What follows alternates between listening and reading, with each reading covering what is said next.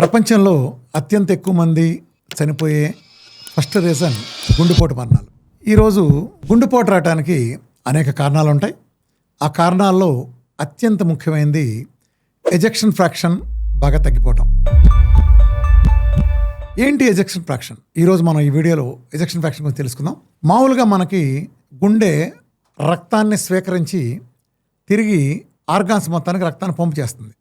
అంటే గుండె 4 ఛాంబర్లుగా ఉంటే లెఫ్ట్ వెంట్రికల్ అనే ఛాంబర్ నుంచి గుండె రక్తాన్ని శరీరం మొత్తానికి పంపింగ్ చేస్తుంది. లెఫ్ట్ ఏట్రియం నుంచి లెఫ్ట్ వెంట్రికల్కి రక్తం శరీరంలో ఆర్గాన్లన్నిటికి కూడా గుండె ఇలా కొట్టుకున్నప్పుడు పంపింగ్ జరుగుతుంది. ఇది ఎలా జరుగుతుందంటే జస్ట్ మనకు అర్థం కావడం కోసం చెప్తున్నాం. తనలోకి ఎంత వచ్చింది, ఎంత బయట పంపిస్తుంది అనే దాన్ని ఒక పర్సంటేజ్గా చెప్తాం. మీకు అర్థం కావడం కోసం ఉదాహరణ చెప్తున్నాను. మన గుండె లెఫ్ట్ వెంట్రికల్ ఛాంబర్లోకి 100 వచ్చింది అనుకోండి. 100 రాగానే ఇది ఇలా కొట్టుకుంటుంది. గుండె ఇలా అన్నప్పుడు అందులోంచి ఆరోగ్యకరమైన వాళ్ళలో వాళ్ళ వయసును బట్టి కానీ జెండర్ని బట్టి వాళ్ళకుండే పరిస్థితిని బట్టి 50% నుంచి 70% వరకు రక్తం ఇలా కొట్టినప్పుడు శరీరంలో ఆర్గాన్స్కి బయటకు వెళ్ళిపోతుంది. కింద మిగిలింది 50 నుంచి 30% వరకు కింద ఛాంబర్ ఉండిపోతుంది. మళ్ళీ అగైన్ 100% తీసుకుంటుంది, మళ్ళీ కొట్టుకుంటుంది, మళ్ళీ గుండె పంపింగ్. ఇది గుండె పంపింగ్ జరిగే పద్ధతి. అయితే కొన్ని కారణాల చేత గుండె పంపింగ్ చేసే సామర్థ్యం బాగా తగ్గిపోతుంది.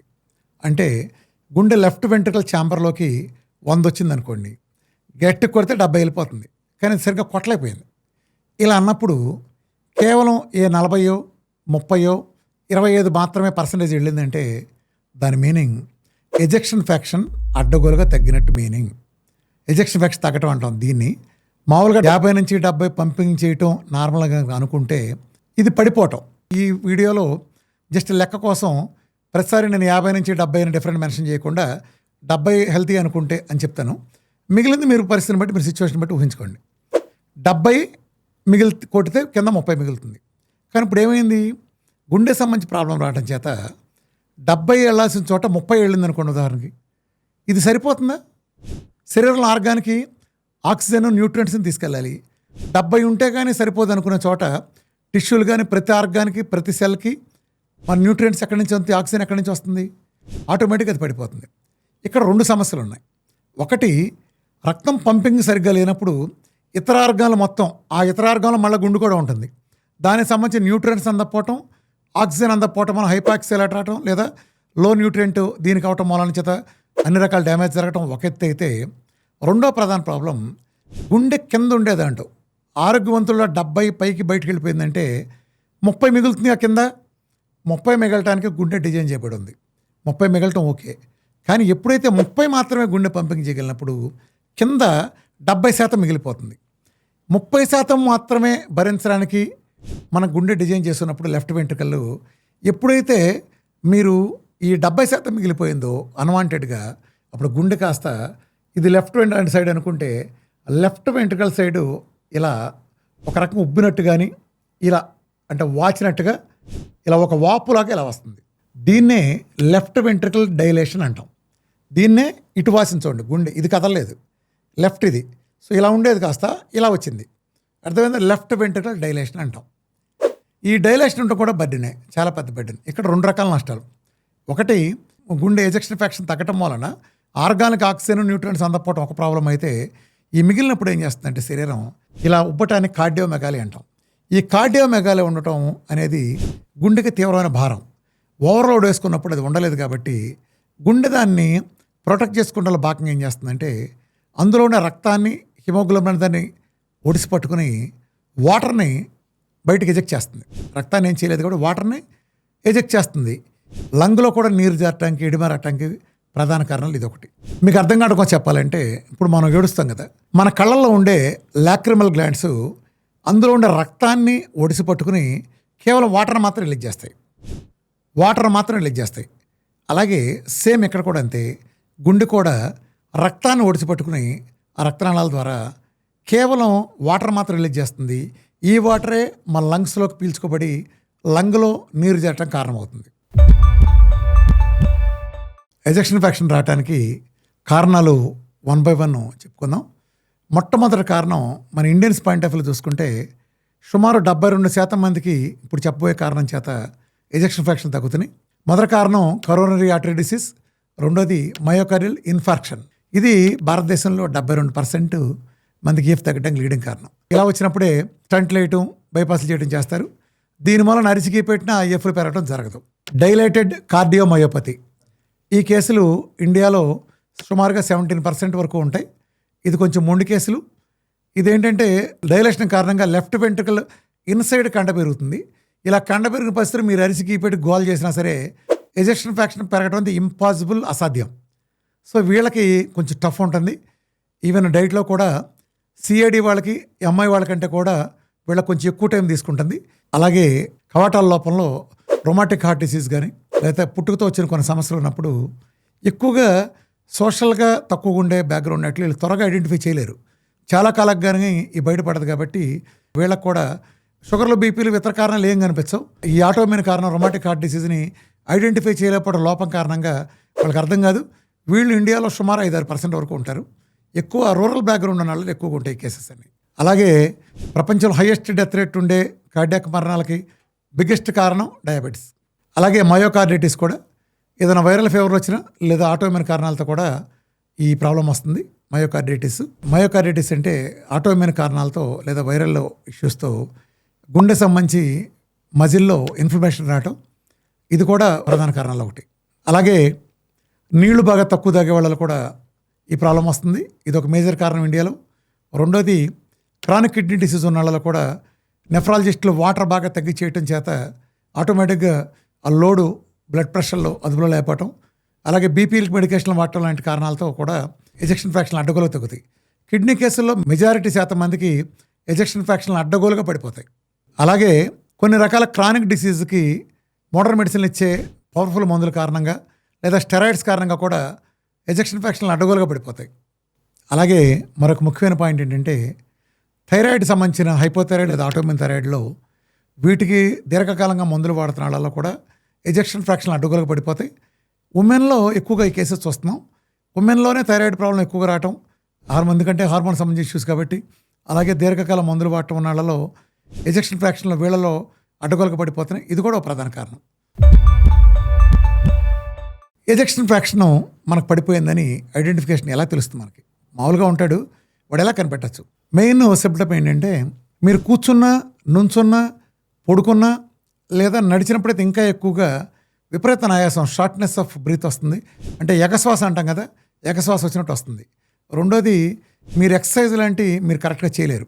అలాగే ఎజెక్షన్ ఫ్రాక్షన్ తగ్గటం వలన ఆర్గాన్స్కి, టిష్యూస్కి రక్తం ఎప్పుడైతే తక్కువగా అందుతుందో ఆక్సిజన్ అందకపోవటం చేత విపరీతమైన క్రానిక్ ఫ్యాటిగ్, చిన్న పని చేసిన అలసిపోవటం, భయంకరమైన వీక్నెస్, ఏంటి వాళ్ళ ఆఫీస్కి వెళ్ళాలా, ఇవాళ కనీసం భోజనానికి లేమంటే నా మంచం దగ్గర తీసుకురాని అంత కండిషన్కి వెళ్ళిపోతాం. ఇవన్నీ సిమ్టమ్స్ గుర్తుపెట్టుకోండి మీరు చేయడానికి. అలాగే కాళ్ళల్లో ఎడబారాటం, ఎప్పుడైతే బ్లడ్ ఫ్లో తగ్గిందో ఆర్గాన్స్కి వెంటనే ఏడిహెచ్ యాక్టివేట్ అవుతుంది.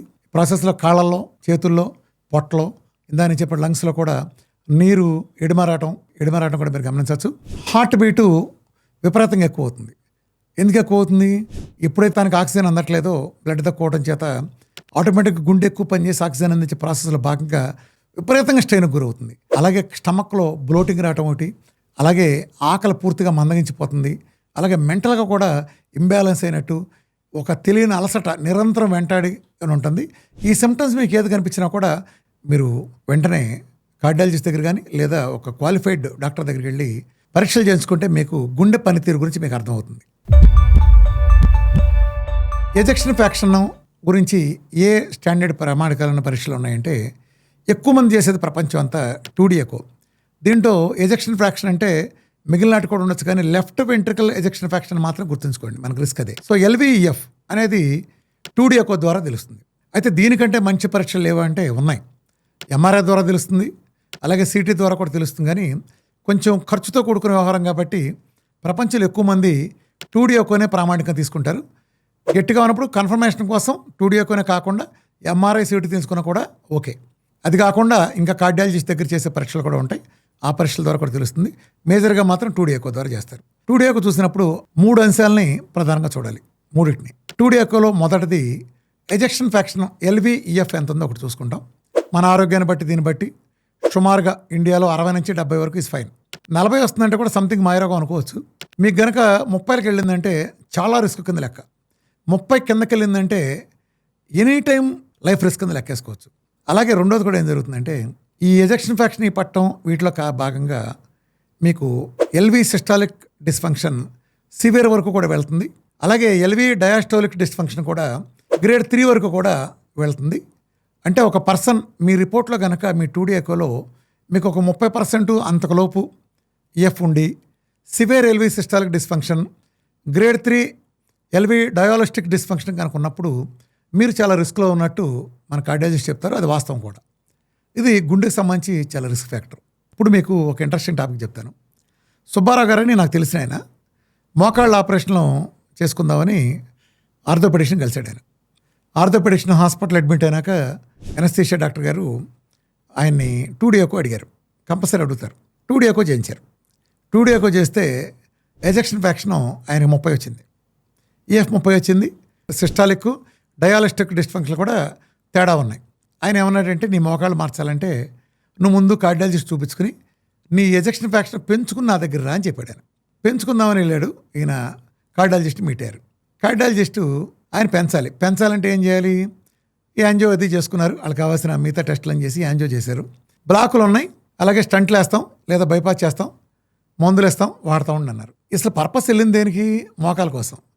దీనికోసం వెళ్తే మోకాల కోసం వెళ్తే చివరికి అది గుండె ఆపరేషన్ బైపాస్ దాకా వెళ్ళింది. బైపాస్ అంటే బైపాస్ తాకదు కదా. ఆ తర్వాత ఒక గుట్ట మందులు ఇస్తారు. ప్రపంచంలో ఎజెక్షన్ ఫ్రాక్షన్ పెరగటానికి ఏ మందులు లేవు, కనిపెట్టలేదు యాజ్ ఆన్ టుడే. అలాగే ఇక స్టంట్లు ఎత్తే ఎజెక్షన్ ఫ్రాక్షన్ పెరుగుతాయా? మామూలుగా మీకు ఏం ప్రాబ్లం? గుండె 70% కొట్టుకోవాలి, 30% కొట్టుకుంటుంది కదా అని మీకు 3 స్టంట్లు వేశారు.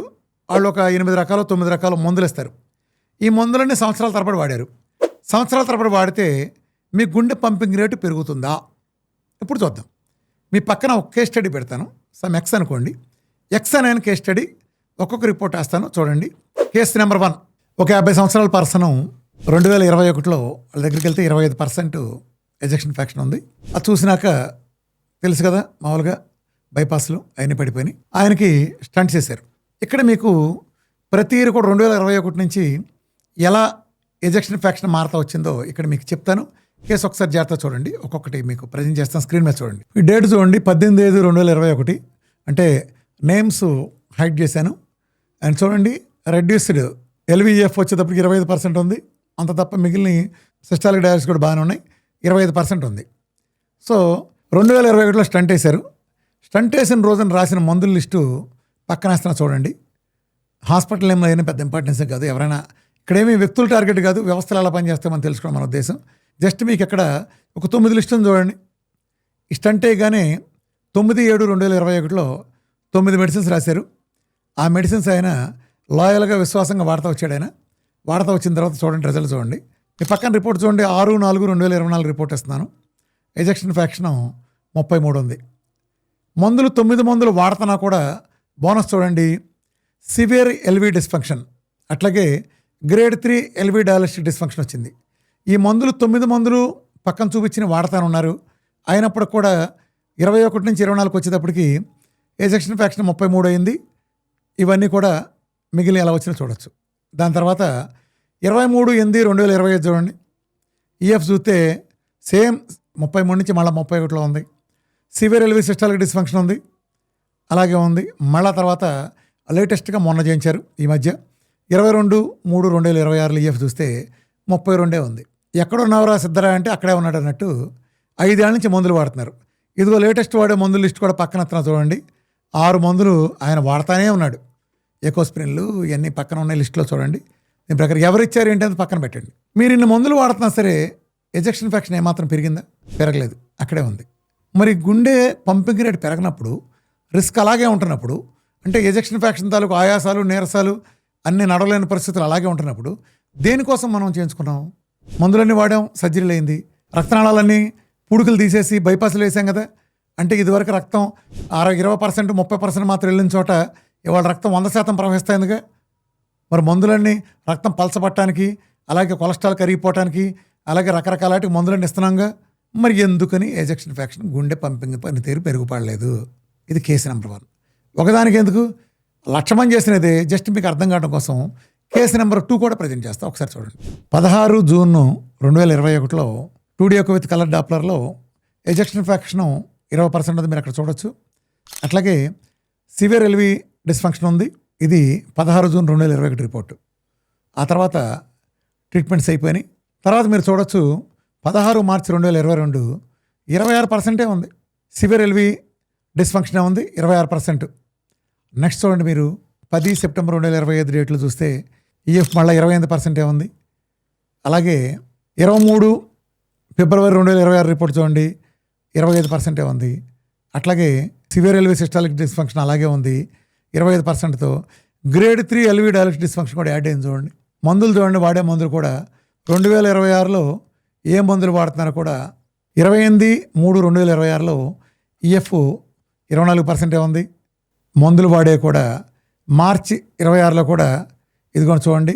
మన కథ 2021 జూన్ బిగిన్ చేస్తే ఈ మందులన్నీ వాడుతున్నా కూడా చూడండి, ఇక్కడ మందులు ఇప్పుడు లేటెస్ట్ వాడుతున్న మందులు లిస్ట్ ఇస్తున్నాను. ఇంకా కూడా ఈఎఫ్ ఆ 30% లోపే సివియర్ ఎల్వి డిస్ఫంక్షన్లు ఇవన్నీ కూడా అక్కడే ఉన్నాయంటే దీన్ని బట్టి మనకేమర్థమవుతుంది. ఇక్కడ చూడండి, ఎజెక్షన్ ఫ్రాక్షన్ తగ్గడానికి మందులను ఏవైతే స్టాండర్డ్ చెబుతారో ఆ మందులే వాడుతున్నారు, అక్కడ కూడా ఉన్నాయి. సరే, పేర్లు మనకు అవసరం లేదు, మీరు కావాలని చూసుకోండి, వెరిఫై చేసుకోండి. ఈ 2 ఉదాహరణలు బట్టి మీకేమర్థమైంది? మెజారిటీ శాతం మందికి ఎజెక్షనల్ ఫ్రాక్షన్లో దానంతరది లేదో హెల్త్ ఇతర జాగ్రత్తలు తీసుకుని మెరుగుపడిన వాళ్ళ తప్ప మందులతో లేదా స్టంట్లు వేయటం ద్వారానో లేకపోతే బైపాస్లు చేయటం ద్వారానో వాళ్ళకి ఎజెక్షన్ ఫ్రాక్షన్లు పెరగవు అనేది మీకు సుస్పష్టంగా అర్థమైంది కదా. ఈ మాట నేను చెప్పే మాట కార్డియాలజిస్ట్ కూడా కాదనరు. చాలామంది మీరు ఎజెక్షన్ ఫ్రాక్షన్ కానీ ఎలాగానే ముందుగా చెప్తారు, కార్డియాలజిస్ట్ చాలా ఎతికలుగా ముందే చెప్తారు. ఇది మేము మామూలుగా చేస్తాం తప్ప దీని నుంచి ఈఎఫ్ పెరుగుతుందని మేము చెప్పలేం. మామూలుగా మా ప్రోటోకాల్ ఇది కాబట్టి, మా ప్రొసీజర్ ఇది కాబట్టి చేస్తామని చెప్తారు. ఇందులో వాళ్ళు తప్పట్టడానికి ఏం లేదు. వాళ్ళ ప్రోటోకాల్ ప్రకారం, ఇంటర్నేషనల్ గైడ్లైన్స్ ప్రకారం వాళ్ళకి ఏముందో అదే చెప్తారు. పెరగదు పాపం, వాళ్ళు ఏం చేస్తారు దానికి? మీరు చూసారు కదా, ఇంత పెద్ద కార్డియాలజీలో బైపాస్లు చేసినా స్టంట్లు వేసినా మందులు 5-6 ఏళ్ల పాటు వాడినా ఆ 25-30లోనే కొట్టుకుంటున్న ఫిగర్లు విఆర్కే డేట్ కేవలం కొన్ని నెలలు చేస్తే ఏ స్థాయిలో పెరుగుతాయో జస్ట్ మీకు కొన్ని శాంపిల్స్ ఇస్తాను. ఇక్కడ చూడండి, ఒక కేసు ప్రజెంటేషన్ కూడా ఇస్తాను మీకు. ఈయన ఒక సుమారు 4 నెలల క్రితం నన్ను కలిశారు. ఆయన వయసు 50 సంవత్సరాలు. ఎజెక్షన్ ఫ్రాక్షన్ నా దగ్గరికి తీసుకొచ్చిన రిపోర్టు 28% ఉంది. వాళ్ళ ఇంటి దగ్గర అందరూ కూడా వేరే స్టంట్లు వేయాలి అటు ఎలా చూపించుకుంటే ఆయన నా మీద నమ్మకంతో వచ్చారు, చేద్దామని చేసి సరిగ్గా నెల తర్వాత పక్కన రిపోర్ట్ ఇస్తాను చూడండి. 28% నుంచి నెల రోజులు రేటు తర్వాత 44% వచ్చింది. 44. అలాగే ఒక 2 నెలలు బ్రేక్ ఇచ్చారు, అంటే నెక్స్ట్ మంత్ ఛాన్స్ లేదు, ఇంకొక నెల బ్రేక్ ఇచ్చి 28 మార్చి 2026 మళ్ళీ తీయించారు. తీయిస్తే ఎజెక్షన్ ఫ్రాక్షన్ 63 పెరిగింది.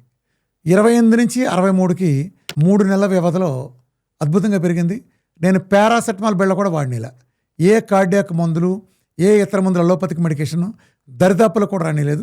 చూడండి, 28 నుంచి కేవలం 3 నెలల్లో 63% పెరిగింది. ఇలా జరిగిన కొన్ని వేల మందిలో ఈయన ఒకళ్ళు. అందరికీ పెరుగుతాయి, ఏ స్థాయిలోనే సరే పెరిగి తీరాల్సిందే విఆర్కే డేట్లో. కాకపోతే ఒక్కొక్క టైం పట్టచ్చు. ఈయన తాలూకు టెస్ట్ వల్ల కూడా మీరు వేరే వీడియోలో చూడొచ్చు. అలాగే మరొక కేసులో 34 సంవత్సరాల మహిళ, ఆవిడికి ఎజెక్షన్ ఫ్రాక్షన్ 30% ఉంది ఈఎఫ్. మీరు చూడండి, ఇక్కడ సివియర్ ఎల్వి సిస్టాలిక్ డిస్ఫంక్షన్ అలాగే గ్రేడ్ 3 డయాలిస్టిక్ డిస్ఫంక్షన్ ఉంది. చాలా సీరియస్ అని చెప్పారు కార్డియాలజిస్టులు, చాలా లైఫ్ రిస్క్ అని చెప్పారు. నా దగ్గరికి వచ్చినప్పుడు ఏమైనా శుభ్రంగా డైట్ చేయమ్మా అని చెప్పాను. డైట్ చేశారు. 3 నెలలు ఆ రిపోర్ట్ తీసుకుని నా దగ్గరికి వచ్చిన తర్వాత నా డైట్ చేసిన 3 నెలల తర్వాత ఎజెక్షన్ ఫ్రాక్షన్ చూస్తే 30 నుంచి 68 పెరిగింది. అలాగే సివియర్ ఎల్వి సిస్టాలిక్ డిస్ఫంక్షన్ కాస్త గుడ్ ఎల్వి సిస్టాలిక్ డిస్ఫంక్షన్ మీరు ఇక్కడ పక్కన చూడొచ్చు. అలాగే గ్రేడ్ 3 డయాలిస్టిక్ డిస్ఫంక్షన్ కాస్త నో డయాలిస్టిక్ డిస్ఫంక్షన్ వచ్చింది. మీరు క్లియర్గా చూడొచ్చు. ఇక్కడ ఇందాక చెప్పిన 2 కేసుల్లో కూడా వీళ్ళిద్దరూ నా దగ్గరికి వచ్చినప్పుడు సివియర్ సిమ్టమ్స్ వచ్చారు. నడవలేకపోవటం, నడిస్తే విపరీతం ఆయాస రావటం, నా దగ్గరకు వచ్చినాక తమాయించుకున్నాక కానీ కాసేపుడు కానీ వాళ్ళు మాట్లాడలేకపోయిన స్టేజ్ నుంచి వాళ్ళ రెండరా చూసుకుందాం మాతో ఎవరు పరిగెత్తారనే స్టేజ్కి వెళ్ళారు వీళ్ళు. అంటే గుండె పంపింగ్ తీరు ఎప్పుడైతే మెరుగైందో శరీరంలో ఉండే ప్రతి టిష్యూకి ప్రతి ఆర్గానికి ఆక్సిజన్ న్యూట్రియంట్స్ ఎప్పుడైతే పుష్కలంగా ఎజెక్షన్ ఫ్రాక్షన్ పెరగడం ద్వారా అందిందో వాళ్ళు తిరిగి రిజర్వేట్ అయ్యారు, వాళ్ళ ఏజ్ తిరిగి వచ్చింది, అద్భుతాలు జరిగినాయి. మిరకల్. అలాగే మరో కేసులో కూడా ఎజెక్షన్ ఫ్రాక్షన్ 2 నెలలు డైట్ చేస్తే 34 నుంచి 65%కి పెరగడం కూడా మీరు గమనించవచ్చు. వీళ్ళకి గమనిస్తే ఈఎఫ్ 34 నుంచి 65%కి 2 నెలల డైట్లో పెరిగింది. వీఆర్కే డైట్లో సివియర్ ఎల్వి డిస్ఫంక్షన్ కూడా 0 అయిపోయింది. నార్మల్ ఎల్వి సిస్టాలిక్స్ ఫంక్షన్కి వచ్చేసింది. 65 పెరిగింది 34 నుంచి కేవలం 2 నెలల వీఆర్కే డైట్తో. మరో కేసు తీసుకుంటే 56 సంవత్సరాలు 16/2/26న 2 డే విత్ కలర్ డాప్లర్ చేస్తే ఎజెక్షన్ ఫ్రాక్షన్ 26% వచ్చింది. సివియర్ ఎంఆర్ ఉంది. ఈవిడ కూడా వైద్యాలు మొత్తం చేయాలి చాలా చెప్పారు. నా దగ్గర తీసుకురాగానే నేను ఏం ఛాన్స్ లేదు, కామ్గా డైట్ చేయండి అమ్మా. నన్ను సరిగ్గా 23 రోజులు వీఆర్కే డైట్ చేశారు. 23 రోజులు వీఆర్కే డైట్ చేసిన తర్వాత ఎజెక్షన్ ఫ్రాక్షను 26 నుంచి 45కు పెరిగింది.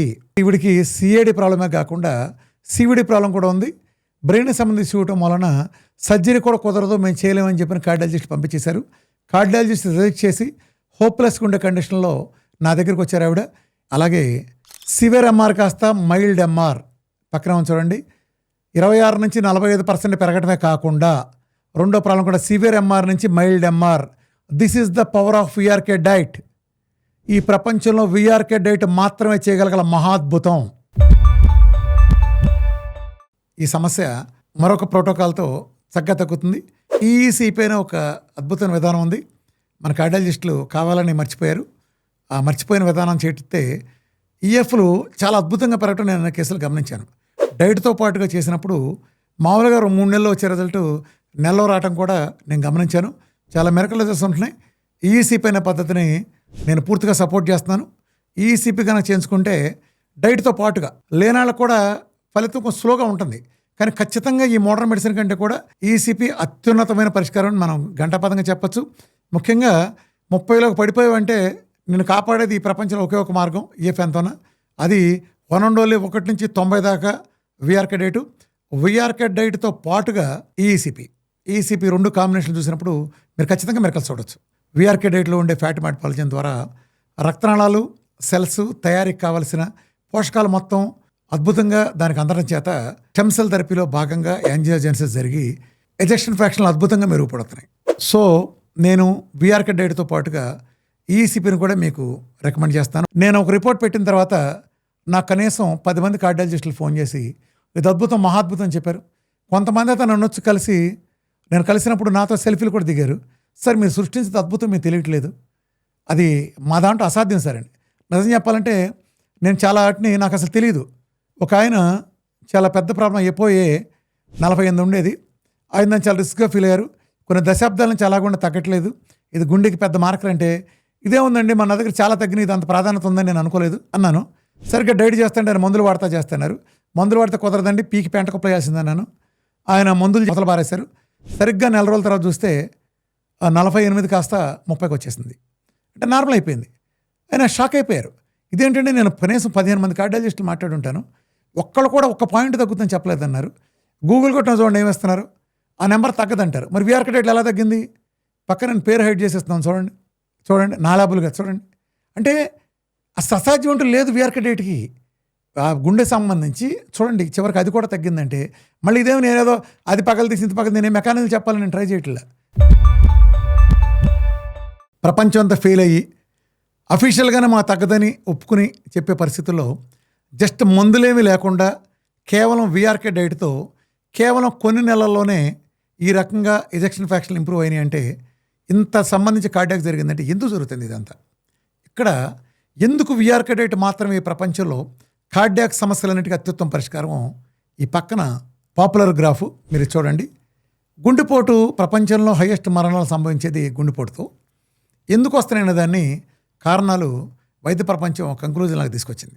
ఒకటి డయాబెటీస్ టైప్ 2, ఇది మేజర్ కారణం. అద్భుతమైన ఫలితాలు వచ్చేది కేవలం వీఆర్కే డైట్లో. రెండోది మెటబాలిక్ సిండ్రోమ్ వీఆర్కే డైట్తో మంచినీళ్ళు తాగినట్టు తగ్గుతాయి.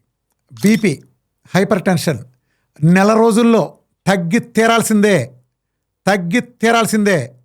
అలాగే ఒబేసిటీ గురించి వీఆర్కే డైట్ సాధించిన అద్భుతం ప్రపంచంలో ఎవరో సాధించిన అద్భుతం అనేది ఇక నేను చెప్పడం కూడా అది వేస్ట్. ఇంకా మిగతా ఫ్యాక్టర్లో కూడా మీరు మేజర్ గమనిస్తే ట్రైగ్లిజరైడ్స్ 5,000 6,000 ఉండే కూడా నార్మల్ రావటం, 2,000 3,000 ఉండే దెబ్బకి సింగిల్ డిజిట్ డబుల్ డిజిట్కి వెంటనే ఆ తగ్గిపోవటం అనేది కూడా మీకు ట్రైగ్లిజరైడ్స్ తెలుసు. అలాగే గుండె రిస్క్ సంబంధించింది ఇవన్నీ కూడా అద్భుతంగా ఏ రకంగా ఉందో చూడండి. వీటిల్లో 90% చెప్పింది కేవలం ఈ ప్రపంచంలో వీఆర్కే డేట్ మాత్రమే చేసి చూపించింది, మిగిలిన వాళ్ళు ఎవరు చేయలేదు. అలా ముఖ్యంగా మోడర్న్ మెడిసిన్లో వీటి పరిష్కారం లేక జీవితాంతం మందులేస్తున్నారు. చూడండి, అవన్నీ తగ్గినప్పుడు గుండెకి రిస్క్ పోయినట్టే కదా. ఒక 15 ఏళ్ళ నుంచి డయాబెటీస్ కారణంగా గుండె రక్తనాళాలు గిడసబారిపోయి అది గురైన వాళ్ళు కానీ, బీపీ మందులు వాడటం చేత గుండె పోయిన వాళ్ళు, ఏదైతే మూల కారణాలు ఉన్నాయో ఆ మూల కారణాలన్నీ వీఆర్కే డేట్ తొలగించిన తర్వాత గుండె అద్భుతంగా మెరుగుపడుతుంది కదా. అలాగే మీరు ఇది గమనిస్తే హార్ట్ రేట్లు అద్భుతంగా పెరగడంతో పాటు మీరు సిటీ కాల్షియం స్కోర్, ప్రపంచంలో హైయెస్ట్ ప్రమాణంగా తీసుకునేది సిటీ కాల్షియం స్కోర్. ఈ సిటీ కాల్షియం స్కోర్లు ఎంత అద్భుతంగా తగ్గుతున్నాయో మీకు చెప్పవసరం లేదు. ఈ మధ్య ఒక angio to angio report, cardiologist calcium score కరగటం, గుండె సంబంధించిన ప్లేక్సే కరగటం, దానికి సంబంధించిన రిస్క్ కూడా 4 years సివియర్ రిస్క్ ఫ్యాక్టర్ నుంచి 0కి రావటం, ఇది రేడియాలజిస్టు కార్డియాలజిస్ట్ ఇచ్చిన రిపోర్టు. పేషెంట్ చూసిన ఎక్స్పీరియన్స్ లేని పిల్లగాడిదలు ప్రజలు కన్ఫ్యూజ్ చేయడం కోసం చెప్పారు. ఒక కార్డియాలజిస్టు రేడియాలజిస్టు కలిపి ఒక రిపోర్ట్ ఇచ్చిన తర్వాత దాన్ని క్వశ్చన్ చేశారంటే అది ఎంత హాస్యాస్పదమైన విషయమో దాన్ని నేను సంజయ్ కూడా ఇవ్వాల్సిన అవసరం లేదు. అలాగే వేరే కాల్షియం స్కోర్లు తగ్గినవి కూడా ఉన్నాయి. ప్రపంచంలో ఇది ఇంకో చోట కాల్షియం స్కోర్ తగ్గడం జరగదు. అది కేవలం వీఆర్కే డేట్తో మాత్రమే సాధ్యం ఓన్లీ. అయితే నేను ఇందాక చెప్పిన ఈఎఫ్లో అయినా ఇదైనా ఇది టైం ఫ్రేమీ కాదు. ఒకళ్ళకి నెలకు తగ్గచ్చు, ఒకళ్ళకి సంవత్సరం పట్టచ్చు, ఒకళ్ళకి 6 నెలలు పట్టచ్చు. ఆ పనితీరు దెబ్బతిన్న దాన్ని బట్టి, వాళ్ళకి ఉన్న శరీరం ఇతర ఆరోగ్యం ఫ్యాక్టర్లను బట్టి, దీన్ని బట్టి ఒకళ్ళకి ఒక టైం పట్టచ్చు, ఒకళ్ళకి ఒక రకం ఫలితం రావచ్చు. సో ఫలితం అనేది అల్టిమేట్గా వస్తుంది, దాన్ని బట్టి టైము మీకు వేరీ అవుతుంది. అంతే. ఏదైనా ఒక స్కూల్లో ఒకే టీచర్ చెప్పిందంటే వేరు మార్కులు ఎలా వస్తాయో ఇక్కడ కూడా అలాగే ఉంటాయి. ఫలితాలు మీరు ఆచరించే దాన్ని బట్టి, మీకు వచ్చిన విధానం బట్టి వేరుగా ఉంటాయి. బట్ ఈ మిరకిల్ ఫలితం అనేది ప్రపంచం కనీవిని ఎరగదు. మొట్టమొదటిసారి మీరు మాత్రం చూస్తున్నారు. ఒక తెలుగు డైట్ వీఆర్కే డైట్ సృష్టించిన అద్భుతం ఇది. అలాగే మీ అందరికీ తెలియని రహస్యం ఏంటంటే, ఎప్పుడైతే కొబ్బరి నూనె పడిందో వీఆర్కే డైట్లో గుండె పనితీరు అద్భుతంగా ఎలా మెరుగుపడుతుందంటే, నైట్రిక్ ఆక్సైడ్ సింథసిస్ లోపం వలన గుండెకు సంబంధించి ఎండోథీలియం లేయరు దెబ్బతింటుంది. అది ఈ ప్రపంచంలో అత్యంత సహజంగా సరిచేయగలిగే అత్యుత్తమ మార్గం కోకోనట్ ఆయిల్ ఉండే మోనోలారిక్ యాసిడ్. కోకోనట్ ఆయిల్, ఈ ప్రపంచంలో ఉండే కోకోనట్ ఆయిల్ మాత్రమే నైట్రిక్ ఆక్సైడ్ సింథసిస్ పెంచడం ద్వారా ఎండోథీలియం లేయర్ని బలోపేతం చేయటం, దీని ద్వారా ప్లేక్ ఏర్పడే అవకాశాన్ని తొలగిస్తుంది. వీఆర్కే డైట్ చేసి షుగర్ పోగొట్టుకోవటం వలన 15 సంవత్సరాలు ఆయుష్ కూడా పెరిగి తీరుతుంది. దానికి కారణం గుండెలో గిడచబారిన రక్తనాళాలు తిరిగి యథాతథ స్థితి చేరుకుంటాం. అలాగే బీపీ మందులు ఇతరత్ర బీపీని పోగొట్టడం ద్వారా గుండెకి సంబంధించి నిరంతరం ఉండే రిస్క్ని తొలగించడం ద్వారా గుండెని అద్భుతంగా మెరుగుపరుస్తుంది. కాబట్టి ఎజెక్షన్ ఫ్యాక్టర్ పెరుగుతుంది. అలాగే మరొక ముఖ్యమైన విషయం, ఎప్పుడైతే మీ ఒంట్లో రక్తం తక్కువగా ఉంది, రక్తం తక్కువ ఉన్నప్పుడు మన శరీరంలో ఉండే సర్క్యులేటరీ సిస్టమ్ ద్వారా మన బ్లడ్ 24 hours రక్తనాళాల ద్వారా ప్రవహిస్తూ ఉంటుంది. గ్రావిటేషన్ సిస్టంలో పైనుంచి కిందకి శరీరంలో కిందకు వచ్చేది రక్తం చాలా ఫ్రీ ఫ్లో వస్తుంది. కానీ ఎప్పుడైతే కింద నుంచి పైకి వెళ్ళే రక్తం పైకి వెళ్ళాల్సినప్పుడు అది కరెక్ట్గా వెళ్ళాలంటే దానికి తగిన వాల్యూమ్ ఉండాలి. ఇది ఎలాంటిది అంటే, మీరు ఒక ప్లాస్టిక్ పైప్ కింద పెడితే వాటర్ మనం మోకలు కొడతా ఉంటాం. ఇదే పైపుని కింద నుంచి మన డాబా మీదకి అందిస్తే పైకి నీళ్లు రావు. ఎందుకు రావు? ఈ నీళ్లు పైన యాంటీ గ్రావిటీ వెళ్తుంది కాబట్టి ఆ నీళ్లు ఆ క్వాంటిటీకి ఆ ఎత్తు అందుకుండా సరిపోవు. అప్పుడు నీళ్ళ క్వాంటిటీ పెంచితే, నీళ్ళ క్వాంటిటీ పెరిగినప్పుడు పై డాబా మీద కూడా చక్కగా నీళ్ళు వచ్చే పరిస్థితి ఉంటుంది. అలాగే శరీరంలో కూడా ఏం జరుగుతుందంటే, ఎప్పుడైతే రక్తనాళాల్లో మనకు రక్తం తక్కువ ఉందో, ప్రజల్లో వచ్చిన ఒక దరిద్రపు కొట్టు అలవాటు, నీళ్లు తక్కువ తాగటం అనే అలవాటు చేత మామూలుగా 5 లీటర్లు నీళ్లు తాగే చోట ఈ వాటరు మన పెద్దలు తాగేవాళ్ళు. ఈ వాటర్ మన రక్తంలో కలిసినప్పుడు రక్తంలో క్వాంటిటీ ఎక్కువగా ఉండి సహజమైన ఫ్లో ఉండటం చేత శరీరంలో ఉండే రక్తనాళాలకి వ్యాసో కన్స్ట్రక్షన్ చేసుకోవాల్సిన అవసరం, అంటే బీపీని సృష్టించుకోవాల్సిన అవసరం లేదు. ఎప్పుడైతే మనం నీళ్లు తక్కువ తాగటం మొదలుపెట్టాం సమాజంలో, దీని డాక్టర్ల కారణం కాదు, సోషల్ హ్యాబిట్స్ కారణం. ఆటోమేటిక్గా రక్తం క్వాంటిటీ ఎప్పుడైతే తగ్గిందో, యాంటీ గ్రావిటీలో వాటర్ ఎక్కలేని పరిస్థితిలో చచ్చినట్టు రక్తనాళాలు వ్యాసో కన్స్ట్రక్షన్ చేసుకుంటూ జరుగుతున్నాయి. అంటే ఉన్న రక్తాన్ని స్పీడు ఒత్తిడి చేయడం ద్వారా ముందు నడిపే ప్రాసెస్. ఈ ప్రాసెస్లో ఏమవుతుందంటే, కిడ్నీ అనే ఫిల్టరింగ్ ఆర్గాన్ ఒక స్పీడులో రక్తం ప్రవహించినప్పుడు తట్టుకోవడానికి డిజైన్ చేయబడి ఉంటే, మీరు ఎప్పుడైతే ఫోర్స్గా స్పీడ్గా రక్తాన్ని అందులో పంపిస్తామో, ఈ హై బ్లడ్ ప్రెషర్ కారణంగా కిడ్నీలో ఉండే సున్నితమైన నఫరాలు దెబ్బతిని కిడ్నీ సైజ్ షింక్ అవుతుంది. కిడ్నీ సైజ్ ఎప్పుడైతే షింక్ అవుతుందో ఆటోమేటిక్గా కిడ్నీ రిలీజ్ చేసే ఎరిత్రోపోయిటిన్ ఆగిపోతుంది. ఎరిత్రోపోయిటిన్ని బోన్ మ్యారోలో హిమోగ్లోబిన్ ఎర్ర రక్త కణాలుగా మారి శరీరానికి ఆక్సిజన్ సప్లై చేస్తుంది. ఈ శరీరానికి ఆక్సిజన్ సప్లై చేసే హిమోగ్లోబిన్ ఎరిత్రోపోయిన్ లేకపోవడం ఎప్పుడైతే తగ్గిందో, ఆక్సిజన్ని ఆర్గాన్కి చేరేసే పరిస్థితి సగానికి సగం ఎప్పుడైతే పడిపోయిందో ఆటోమేటిక్గా గుండె మీద ఒత్తిడి పెరుగుతుంది. గుండె ఆక్సిజన్ ఆర్గాన్కి ఇవ్వాల్సిన అవసరంలో మరింత ఒత్తిడి మీద పనిచేసిన కారణంగా గుండె కండరాలు కొంతకాలం క్షీణించిపోయి ఎజెక్షన్ ఫ్రాక్షన్లో 30కి 20కి పడిపోవటం మనం చూడొచ్చు. ఇది ముఖ్యంగా మనకి క్రానిక్ కిడ్నీ కేసులు గమనిస్తే 100కి 99% మందికి కేవలం వాళ్ళ కిడ్నీ పోవటం కారణంగా ఎజెక్షన్ ఫ్రాక్షన్ అడ్డగోలుగా పడిపోవటం మీరు గమనించవచ్చు. గుండె పడిపోవటం మన కిడ్నీ పోతుంది, కిడ్నీ ఫెయిల్ అవటం మన గుండె పోతుంది. విఆర్కే డేట్లో నీళ్లు కూడా ఎప్పుడైతే నేను ఫుల్గా ఇస్తానో, విఆర్కే డేట్లో ఎప్పుడైతే బీపీ పోతుందో, విఆర్కే డేట్ ఎప్పుడైతే షుగర్పై రక్తనాళాలు అద్భుతంగా మారుతాయో, విఆర్కే డేట్ ఎప్పుడైతే ఈ రక్తనాళాలను కిడ్నీని కలుషితం చేసే కెమికల్ మందుల ఆ టాక్సిసిటీ ఎప్పుడైతే పోతుందో, చక్కగా నేచర్ ఇచ్చిన ఆహారం ఎప్పుడైతే ఇస్తున్నామో, కొబ్బరి నూనె ఇచ్చిన నైట్రిక్ ఆసిడ్ సింథసిస్ ఎప్పుడైతే పెంచుతున్నామో, ట్రైగ్లిసరైడ్స్ హై ఉండే రిస్క్ నుంచి ఎప్పుడైతే అసాధారణంగా 10 రెట్లు కూడా దెబ్బకు ఒక నెల తగ్గిపోయే పరిస్థితి కల్పిస్తున్నాము, గుండెకి మేలు చేసే హెచ్సిఎల్ని అసాధారణంగా ఎప్పుడైతే పెంచుతున్నామో, కాల్షియం ప్లేక్ ప్రపంచాన్ని అంటుకోలేని కాల్షియం ప్లేక్స్ అన్నీ కూడా ఎలా ఐస్ క్రీమ్ కరిగినట్టు కరిగిపోతున్నాయో, ఎప్పుడైతే హార్ట్ రేట్లు పెరుగుతున్నాయో, ఎప్పుడైతే ఓఎంలో ఉండే ప్లేకులు కూడా కరిగిపోయే పరిస్థితి వచ్చి చివరికి కరోనరీ యాంజియోగ్రాముల్లోనే, సిటీ యాంజియోగ్రామ్లోనే రేటింగ్స్ 4 రిస్క్ ఉండే రేటింగ్లు కాస్త నెల రోజుల్లోనే ఎప్పుడైతే 0కి వచ్చేస్తారని కార్డియాలజిస్టులు స్వయంగా వాళ్ళే చెప్తున్నారంటే దీన్ని బట్టి మీరు అర్థం చేసుకోవచ్చు. గుండెకి ఈరోజు అద్భుతమైన రక్షణ ఇవ్వాలంటే ప్రపంచంలో విఆర్కే డైట్ ఒక్కటే మార్గం. విఆర్కే డైట్ చేస్తే గుండెకి సుమారు 15 నుంచి 20 ఏళ్ళ ఆయుష్ పెంచుకునే రక్షణ పెరిగే ఒక అద్భుతమైన వ్యవస్థ ఏర్పడుతుంది. ఎందుకంటే రిస్క్ ఫ్యాక్టర్లు మొత్తం దూరం చేయగలిగేది అఫీషియల్గా ఆన్ రికార్డ్ ప్రపంచంలో ఒకే ఒక్కటి విఆర్కే డైట్ మాత్రమే. ఎవరన్నా నాతో విభేదించదలిసిన వాళ్ళు సొల్లు కామెంట్లు చేయకుండా నేను ఇది తగ్గించాను, విఆర్కే కాల్షియం స్కోర్ తగ్గించాడు, నేను తగ్గించా, మీరు ఒకటి పెట్టండి. విఆర్కే ట్రైగ్లిసరైడ్స్ ఈ స్థాయిలో తగ్గించాడు, ఆ స్థాయిలో నేను తగ్గించా, ఒకటి పెట్టండి. విఆర్కే హెచ్సిఎల్ పెంచాడు, విఆర్కే దగ్గర ఈఎఫ్లు ఇలా పెరిగినాయి. దీంట్లో ఇవన్నీ మీరు టెస్ట్ పెట్టి సైన్స్ మాట్లాడండి. ఈ చిల్లరగాళ్ళు కాకుండా కన్ఫ్యూజ్ చేసి పావుల నాలెడ్జ్ లేక పబ్లిసిటీ కొని చేసేవాళ్ళు కాకుండా కార్డియాలజిస్టులు ఎవరైనా సరే అందరినీ పాజిటివ్గానే నేను అంటున్నాను. మన ముఖర్జీ గారు లాంటి వాళ్ళు వీళ్ళంతా కూడా నేను నా దానికి సమాధానం చెబుతారు. ప్రజల మేలు కోసం ఆశిద్దాం. నా దాంట్లో తప్పు ఉంటే సరిచేయండి, నేను తప్పు ఉంటే దిద్దుకోవడానికి ఎప్పుడు సిద్ధమే. నేను ఎప్పుడు కూడా మెకానిజం మాట్లాడి మీరు చెప్పండి మెకానిజం. ఇప్పుడు నేను ఒక సామాన్యుడిని, నా డైట్ చేయటం వల్ల ఈ ఫలితం వచ్చేదని మీకు తెలియజేస్తున్నాను. మీ ప్రకారం ఇది రాదు అని మీరు నమ్ముతున్నారు. మీరు రాదు అన్నవన్నీ నేను దగ్గర చూపిస్తున్నా. మెకానిజం అడిగినప్పుడు మెకానిజం చెప్పాల్సింది మీరు, నేను కాదు. ఇప్పుడు నా దగ్గర ఇప్పుడు ఈఎఫ్ పెట్టాను, ఇందాక ఆ 28 నుంచి 63కి ఎలా 3 నెలలు వెళ్ళిందో మీరు చెప్పండి. మీరు చెప్పలేకుండా నన్ను చెప్పాలని అనొద్దు. ఆ రిపోర్ట్ కనుక నేను పెట్టిన కనుక తప్పు అయితే రుజువు చేసిన పద్ధతి ఉంటుంది. ఆ ల్యాబ్లలో ఫోన్ చేయండి. నేను ఫేక్ చేయాలంటే అక్కడ ఫోటోషాప్ చేసి దిద్దాలి. ఆ హాస్పిటల్కి మీరు చేసిన ఫోన్లో నేను మార్చలేను. అది రుజువు చేయడం చాలా తేలిక.